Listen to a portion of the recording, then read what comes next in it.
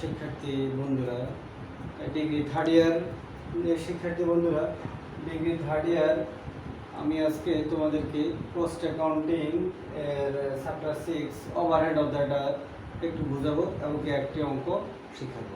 এখন শুরুতে বিষয়টা হলো যে ওভারহেডটা কি, মানে উপরিব্যয়টা কি। উপরিব্যয়টা কি?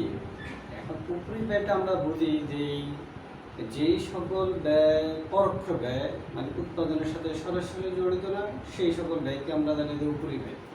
তো এখানে বিষয়টা হলো যে এই যে উপরিব্যয়ের শ্রেণীবিভাগ, ক্লাসিফিকেশন অফ ওভারহেড। এই ক্লাসিফিকেশন অফ ওভারহেডের মধ্যে তোমার এখানে তিনটা ভাগে ভাগ করছে, মানে ফাংশনাল কার্যভিত্তিক, ফাংশনাল এলিমেন্ট ওয়াইজ আর বিহেভিয়ারাল ওয়াইজ। এখন ফাংশনাল এলিমেন্ট ওয়াইজ আর হলো বিহেভিয়ারাল ওয়াইজ, এই তিনটা ভাগে ভাগ করছে। এখন আমরা ফাংশনাল যেটা মানে কার্যভিত্তিক শ্রেণীবিভাগ, যেটা কার্যভিত্তিকটা আমরা জানি প্রোডাকশন, অ্যাডমিনিস্ট্রেশন আর হলো সেলিং অ্যান্ড ডিস্ট্রিবিউশন। প্রোডাকশন মানে উৎপাদনমূলক খরচগুলো, যেগুলো আমরা এই ফ্যাক্টরি ওভারহেড নামে বুঝি আর কি। উৎপাদন ব্যয়, অ্যাডমিনিস্ট্রেশন মানে প্রশাসনিক খরচগুলো, সেলিং অ্যান্ড ডিস্ট্রিবিউশন বিক্রয় এবং বন্টন খরচগুলো, এটা হলো ফাংশন। আর এলিমেন্ট ওয়াইজ মানে উপাদান ভিত্তিক খরচ যে শ্রেণী বিভাগটা, এই উপাদান ভিত্তিক শ্রেণী বিভাগ দেখলে মানে এটা হলো ইনডাইরেক্ট র ম্যাটেরিয়ালস, মানে পরোক্ষ কাঁচামাল, মানে ইনডাইরেক্ট লেবার, মানে ইনডাইরেক্ট এক্সপেন্স, এগুলো পরোক্ষ এলিমেন্ট মানে উপাদান ভিত্তিক শ্রেণীবিভাগ। আর বিহেভিয়ার মানে আচরণ ভিত্তিক শ্রেণীবিভাগ, সেটা আমরা জানি, তোমরা সবাই জানো, ফিক্সড কস্ট, ভেরিয়েবল কস্ট মানে স্থায়ী খরচ, পরিবর্তনশীল ব্যয়, আর হলো মিক্সড কস্ট বা আধা পরিবর্তনশীল ব্যয়, সেটা। এই হলো আমার মানে ধরো উপরিব্যয়ের শ্রেণীবিভাগ। এখন উপরিব্যয়ের বিষয়টা হলো, উপরিব্যয়ের অঙ্কের বিষয়টা, যেমন আমি এখানে একটা তোমাদের মানে এই অঙ্কটা অবশ্যই 2012 সালে তোমার অনার্সে আসছিল, 2012 সালে অনার্সে আসছিল এই অঙ্কটা। তো আবার এই অঙ্কটা বিবিএসের জন্য গুরুত্বপূর্ণ, বিবিএস থার্ড ইয়ার স্টুডেন্ট এদের জন্য গুরুত্বপূর্ণ। তো এখানে অঙ্কটা দেখো, আমি অঙ্কটা একটু করতেছি, সেটা হলো যে ডিরেক্ট ওভারহেড ওয়ারএস প্রবলেম। এখানে দুইটা ডিপার্টমেন্ট, এখানে একটা মানে পণ্যের দুইটা ডিপার্টমেন্ট, দুই ধরনের ব্যয়গুলো থাকে সাধারণত। মানে প্রোডাকশন ডিপার্টমেন্টের খরচ আছে, সার্ভিস ডিপার্টমেন্টের খরচ আছে। প্রোডাকশন ডিপার্টমেন্টের খরচ আছে, সার্ভিস ডিপার্টমেন্ট। আর প্রোডাকশন ডিপার্টমেন্টের যে প্রোডাক্টগুলো মানে ভাগগুলো দেখো, যেমন এ বি সি ডি, এই চারটা বিভাজন আর কি। সার্ভিস ডিপার্টমেন্টের দুইটা ভাগ। এখন এই প্রোডাকশন ডিপার্টমেন্টের ভাগ, প্রথম ভাগে হলো 16,800, 14,000, দ্বিতীয় ভাগে 14,400, তৃতীয়তে হলো মানে সি ডিপার্টমেন্ট হলো 7,200, ডি ডিপার্টমেন্ট হলো 20,800। এই হচ্ছে সার্ভিস ডিপার্টমেন্ট। এরপরে এই 7,200 আর হলো 5,400। এখানে তাহলে দুইটা এখানে ডিপার্টমেন্টাল ওভারহেডগুলো আর কি, ডিপার্টমেন্টাল প্রত্যক্ষ খরচগুলো এটা।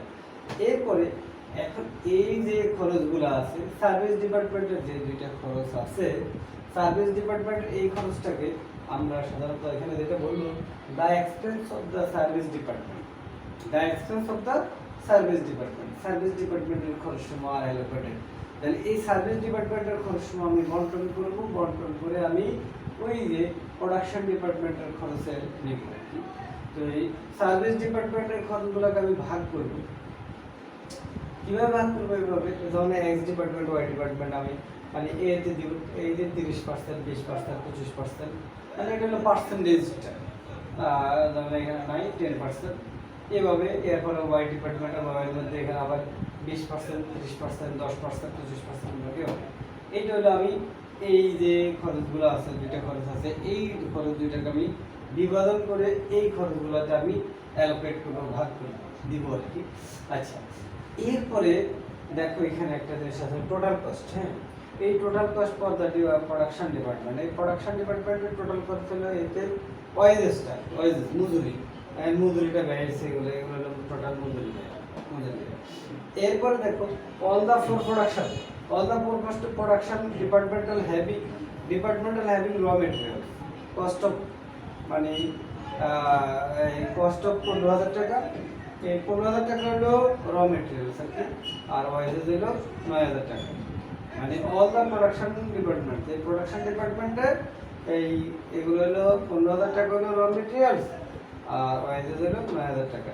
এখন তোমার কাছে আমি কি চাইছি বা প্রশ্নে কি চাইছি, বিষয়টা প্রশ্নের চাহিদাটা কি, এখানে রিকোয়ারমেন্ট হলো তোমার বাইর করতে হবে আমাদের প্রোডাকশন কস্ট। আমাদের রিকোয়ারমেন্ট হলো প্রোডাকশন কস্ট আমাদেরকে বের করতে হবে, আর বের করতে হবে সেলিং প্রাইস। প্রোডাকশন কস্ট বের করতে হবে আর সেলিং প্রাইসটা বের করতে হবে। এখন প্রোডাকশন সেলিং প্রাইসটা আমি বের করবো, আমি ধরবো সেলসের উপর। এখানে বলছে অন সেলসের উপর প্রফিট যখন 20% হয়, প্রফিটটা যখন 20% হয় সেলসের পর, তখন আমি সেলিং প্রাইসটা বের করবো।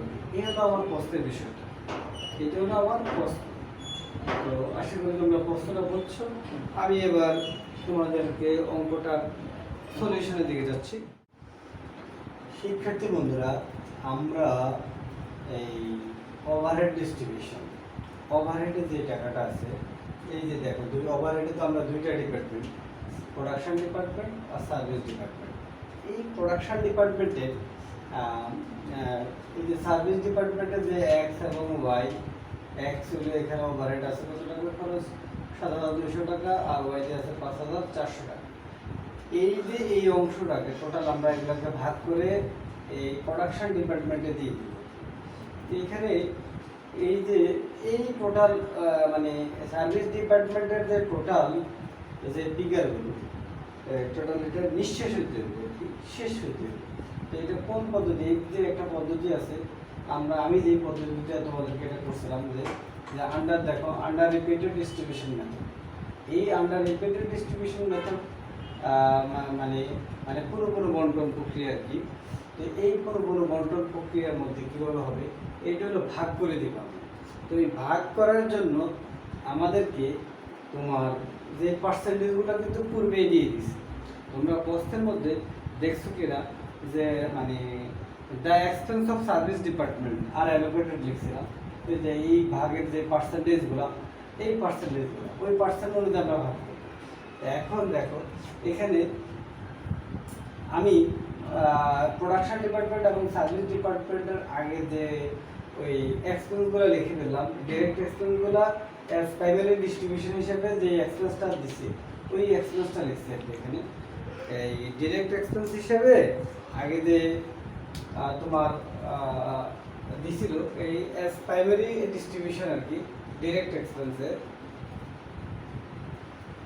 এক্সপেন্সগুলো এই প্রাইমারি ডিস্ট্রিবিউশন এগুলো লিখে রাখছি। যেমন এতে ছিল আমার 16,800, বিতে এত, সিতে এত, ডিতে এত, এক্স ওয়াই, এক্স এত, ওয়াই, এগুলো আমি লিখে ফেলছি। এবার দেখো আমি সার্ভিস ডিপার্টমেন্টটাকে আমি ধীরে নেব, এখানে নিয়ে নেব সার্ভিস ডিপার্টমেন্টের যে দুইটা এক্স এবং ওয়াই এর যে দুইটা কস্ট আছে এগুলোকে আমি নিয়ে নিব, এটা হলো আমার যে পদ্ধতি, ওই পদ্ধতির শর্ত। এখন দেখো এই যে 7,200 টাকা, এই 7,200 টাকাকে আমি কি করবো, ভাগ করব। কিভাবে? 7,200 টাকা 30% আসে এত টাকা, এই 2,160 টাকা।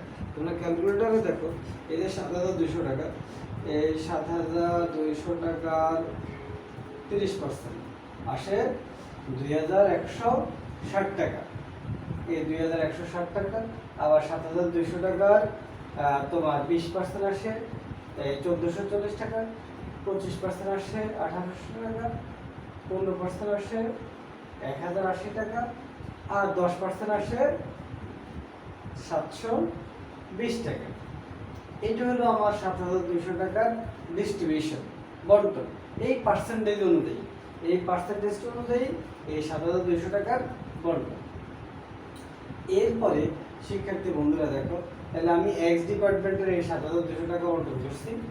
এবার আমি ওয়াই ডিপার্টমেন্টে যে আমি বন্টন করব, এই ওয়াই ডিপার্টমেন্টের পার্সেন্টেজ এটা, ওয়াই ডিপার্টমেন্টের এই পার্সেন্টেজ অনুযায়ী আমি বন্টন করবো। তাহলে ওয়াই ডিপার্টমেন্টে এখানে 5,400 টাকা আর 7,200 টাকা, এই দুটো টাকা মিললে যোগ করলে হচ্ছে ৬,১২০ টাকা, ৫,৪০০ টাকা আর ৭,720 টাকা, এই দুটোটা টাকা যোগ করলে হচ্ছে ৬,১২০ টাকা। আমি এবার ৬,১২০ টাকাকে ভাগ করব। তো ৬,১২০ টাকার 20% কত টাকা আসে? ১২২৪ টাকা। ৬,১২০ টাকার 30%, ৬,১২০ টাকার 10%, ৬,১২০ টাকার 25%, ৬,১২০ টাকার এই 14%, 15%। এখন দেখো এই যে ধারাবাহিকভাবে আমরা মানে এই ধারাবাহিকভাবে আমরা বা রেসপেক্টিভলি আমরা এই ৬,১২০ টাকার এই ধারাবাহিক বিভাজনগুলো এটা, এই বিভাজনগুলো এটা। এখন দেখো তাহলে এখানে আবার দেখো এরপরে আমরা আবার এক্স ডিপার্টমেন্টে এই টাকাটা ভাগ করবো পরের ধাপে যাই। এক্স ডিপার্টমেন্টে কত? ৯১৮। এই ৯১৮ টাকাকে আবার আমি এক্স ডিপার্টমেন্টের যে পার্সেন্টেজ, হ্যাঁ এই ৯১৮ টাকা আমাদের এক্স ডিপার্টমেন্টের পার্সেন্টেজ না, এবারে এক্স ডিপার্টমেন্টের পার্সেন্টেজ জন্য আমি আবার ভাগ করে দেব। এই ৯১৮ টাকার আবার কত টাকা? এই যে ৯১৮ টাকা আবার সেই 20%, এই গুণন 20% না 30%, 30%, এই ২৭০০ কত টাকা আসে? ২৭৫ টাকা আসে। 275 টাকা 4 পয়সা আসে। আমি ওই ফ্র্যাকশনটা অ্যাভয়েড করছি। 275 টাকা আসে, 275.4 টাকা আসে কি 75.4 টাকা আসে, 4 টাকা। এরপর আবার একই রকম ভাবে দেখো 918 টাকা কত পার্সেন্ট? 20%। পরে আবার 918 টাকা, এই 918 টাকা কত পার্সেন্ট? এই পরেরটা হলো 20%। এই 20% আসে এই 183 টাকা, 183.6, 183.6, তা আমি দিছি 84 টাকা। 183.6 আমি দিছি 84 টাকা। এভাবে এরপরে আবার ধরো এটার ভাগ, এভাবে ভাগ, এরপর আবার এখানে আবার ভাগ 10% এর সাথে লাগে। এখানে দেখো তাইলে 918 টাকা আমি ভাগ করে দিলাম, এই পার্সেন্টেজ অনুযায়ী ভাগ করে দিলাম, ক্রমে ক্রমে আমি ভাগ করে দিলাম। এরপরে এবার আসো আমার ওয়াই ডিপার্টমেন্ট। এই ওয়াই ডিপার্টমেন্টে আসে সার্ভিস ডিপার্টমেন্টের মধ্যে ওয়াইতে আসে 92 টাকা পরের ধাপে আসে। পরের ধাপে আসে এখানে কি আসে? 92 টাকা, 92। এই 92 টাকাকে আমি আবার কি করব? ওয়াই ডিপার্টমেন্টের এই টাকাটাকে আমি আবার ভাগ করে দিব ওয়াই ডিপার্টমেন্টের পার্সেন্টেজ অনুযায়ী। তো ওয়াই ডিপার্টমেন্টের পার্সেন্টেজ অনুযায়ী আবার 92 টাকা ভাগ করব, 18 টাকা, 28 টাকা, 9 টাকা, 23 টাকা, 14 টাকা, এভাবে ভাগ করলাম। ভাগ করার পরে এরপরে এবার আবার 14 টাকা ভাগ করব। এবার এখানে আসছে কত? সার্ভিস ডিপার্টমেন্ট আসে করছে কত টাকা?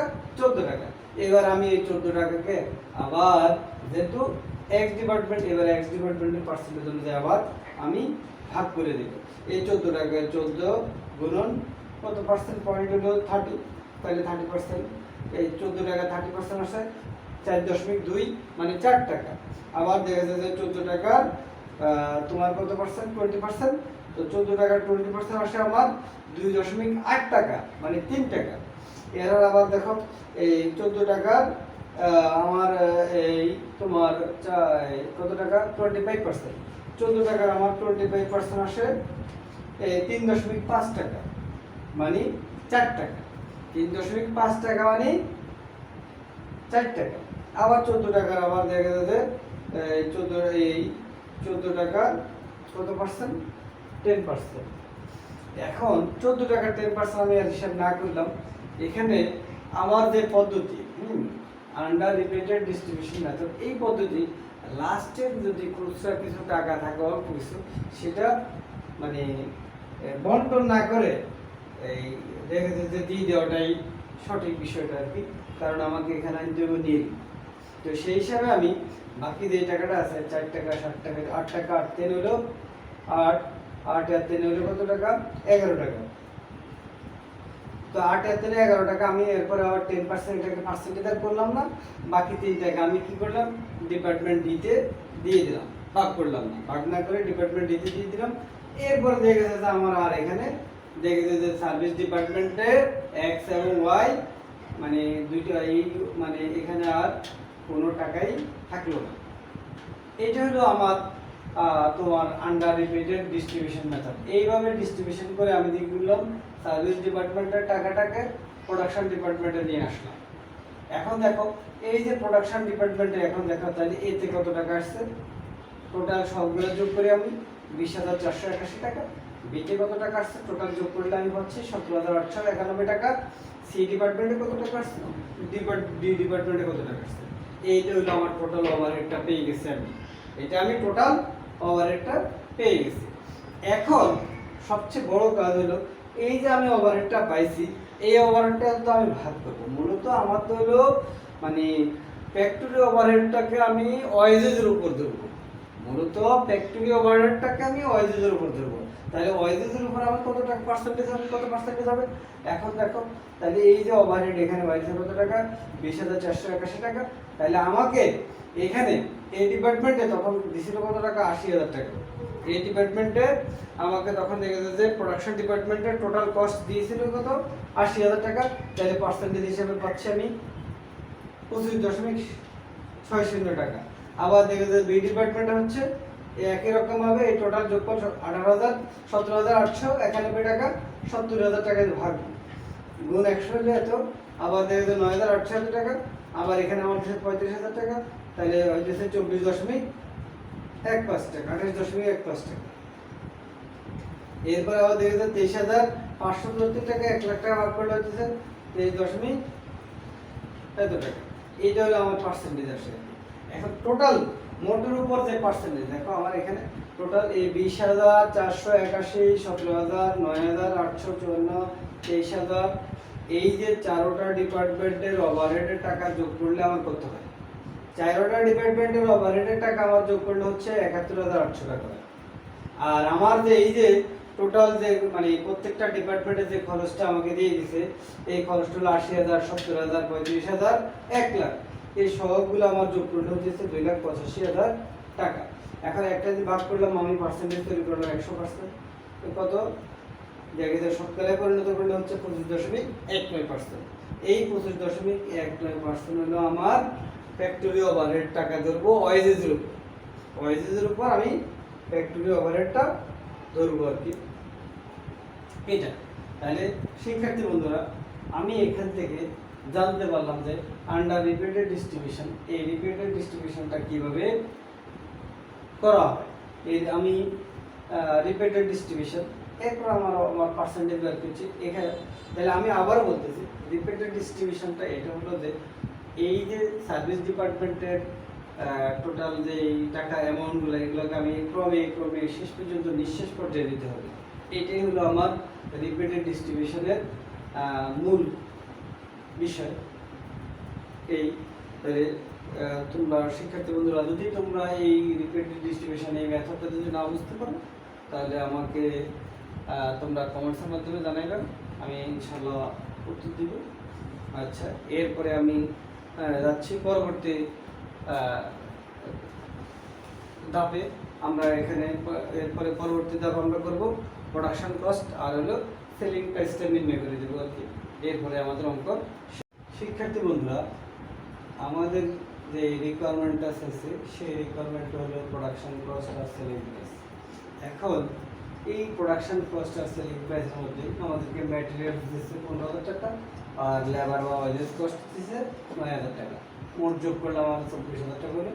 তো এই 24,000 টাকা হলো আমার প্রাইম কস্ট, মানে মুখ্য ব্যয়। এই 24,000 টাকা হলো আমার প্রাইম কস্ট। এই প্রাইম কস্টের সাথে আমি ফ্যাক্টরি ওভারহেডটা যোগ করব।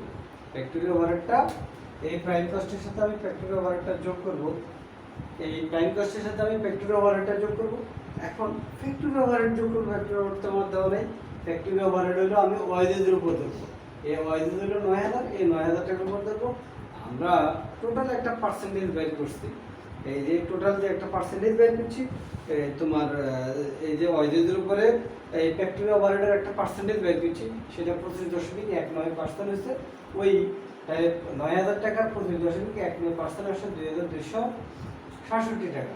এবার 24,000 টাকা আমি 2,267 টাকা যোগ করবো, 26,267 টাকা আসে। এরপরে এবার আমি প্রফিট বের করব। এখন প্রফিটটা আমাকে ধরতে বলছে সেলস বেসিস। এখন সেলস তো আমার কাছে নাই, তাহলে সেলস বেসিস ধরলে তাহলে এটা আমার কাছে তো আছে ওয়ার্ক কস্ট বা প্রোডাকশন কস্ট, যেটা আমাকে বের করতে বলছে। তো এই যে প্রোডাকশন কস্ট আমাদের এটা বের হচ্ছে 26,267 টাকা, আমার এই টাকাটার উপর বের করতে হবে। তাহলে এই টাকাটার উপর যদি বের করি, আমার কাছে তো আছে ব্যয়, আমার কাছে তো কোনো বিক্রয় নেই, আমার কাছে আছে প্রোডাকশন কস্ট। তাহলে আমাকে অবশ্যই তোমার আমি যদি আমরা ওই যে মানে ছোটকালে যে আমরা পড়ছি ছোট সময়, ওই তখন যে আমরা ওই যে বিক্রয় পার্সেস প্রাইস যদি আমি ধরো কি করি, সেলিং প্রাইস যদি আমি 100 টাকা ধরি, সেলিং প্রাইস যদি আমি 100 টাকা ধরি, এটার উপর প্রফিট যদি 20 টাকা হয়, তাহলে প্রফিট ছাড়া পার্সেস প্রাইস কত হবে? তো পার্সেস প্রাইস যদি আমি 80 টাকা ধরি, মানে ব্যয় আর কি, পার্সেস প্রাইস যদি আমি 80 টাকা ধরি, তো 80 টাকাকে আমি এবার 80 টাকা ধরলাম, তাহলে এই যে টাকাটা আমি এই টাকাটা ধরে নিলাম, এই টাকাটা হলো 80%, এই টাকাটা হলো মোট টাকাটা 80%, টোটাল 80% আর কি। তা আমি এই জন্য এটাকে 80 দিয়ে ভাগ দিচ্ছি, 20 দিয়ে গুণ দিচ্ছি, যেহেতু আমার দরকার হচ্ছে 20% প্রফিট, সেই হিসাবে আমি 20 দিয়ে গুণ দিচ্ছি, আমার বের হয়ে গেছে 6,566.8 টাকা। এটা হলো আমার প্রফিট বের হয়েছে, এই টাকাটা হলো আমার প্রফিট বের হয়েছে, এবার আমি পুরোটা যোগ করছি, আমার সেলিং প্রাইস বের হয়ে গেছে, শেষ। কস্টের সাথে আমি এই প্রফিট যোগ করছি, সেলিং প্রাইস ওকে। তাহলে এই যে এর আগে যে আমরা বের করলাম, আমরা শুধু এইখানে একটা পার্সেন্টেজ বের করার জন্য এত কষ্ট করছি, এর আগে একটা পার্সেন্টেজ, এই যে 25.19%, এই 25.19%, কারণ আমরা তো ওই প্রোডাকশন কস্টটাকে পুরোটা আনতে হয়েছে, প্রোডাকশন কস্টটাকে পুরোটা 4টা ডিপার্টমেন্টের মোট প্রোডাকশন কস্টটাকে আমরা বের করতে হয়েছে। এরপরে মোট প্রোডাকশন কস্ট আমার যেটা বের হয়েছে, সেটা বের হয়েছে আমার হয়েছে 71,800 টাকা। এরপর আমার টোটাল কস্ট হয়েছে কত টাকা? টোটাল কস্ট হয়েছে দেখে যে টোটাল আমার ফ্যাক্টরি ওভারহেড যেটা, টোটাল আমাদের ফ্যাক্টরি ওভারহেড হচ্ছে 2,85,000 টাকা। তাহলে 2,85,000 টাকার উপর 71,800 টাকা পার্সেন্টেজ দাঁড়ায় আমার দেখে যে 25.19%। এই 25.19%টাই মূলত আমার বের করতে হয়েছে। এটাই ছিল আমার বের করাটা একটু কঠিন, জটিল কাজ আর কি, এটা সবচেয়ে গুরুত্বপূর্ণ। আর এখানে যেগুলো, এগুলো তো হলো কস্ট শিটের মতন, কস্ট শিট অন করলে ওই যে কস্ট শিট প্রথম যে অধ্যায়টা আছে, কস্ট শিটের মতন অনেকটাই সহজ। তো আশা করি শিক্ষার্থী বন্ধুরা তোমরা বুঝছো। ঠিক আছে, আল্লাহ হাফেজ, ভালো থাকো।